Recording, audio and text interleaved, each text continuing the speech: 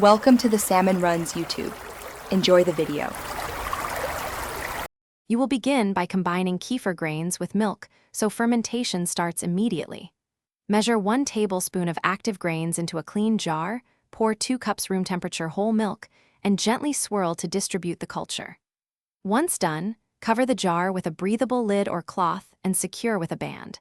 This allows gases to escape while keeping contaminants out. Make sure to avoid metal spoons or containers because they can react with the grains. Glass or food-grade plastic is best to protect the bacteria. Once fermentation is underway, you must monitor texture, temperature, and time to control flavor. Check the jar every 12 hours. You want a slightly thickened, tangy smell without off odors. If it's not thickening, gently invert the jar once to redistribute grains and confirm ambient temperature is 68-72 degrees. Cooler slows yeast, warmer speeds acid production. Make sure to taste at about 18 hours and again later. This guides whether to strain earlier for mild kefir or wait for a tangier, thicker result. You finish by separating grains from the fermented milk so you can reuse them immediately. Pour the mixture through a plastic or nylon sieve into a clean container, pressing gently with a non-metal spoon to recover liquid.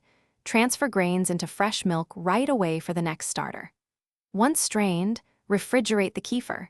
It continues to develop slowly and keeps up to 2 weeks. If you detect an off smell or strange color, discard that batch. Thoroughly sanitize jars and restart using healthy, active grains to avoid contamination. Thanks for watching. Consider subscribing if we helped you.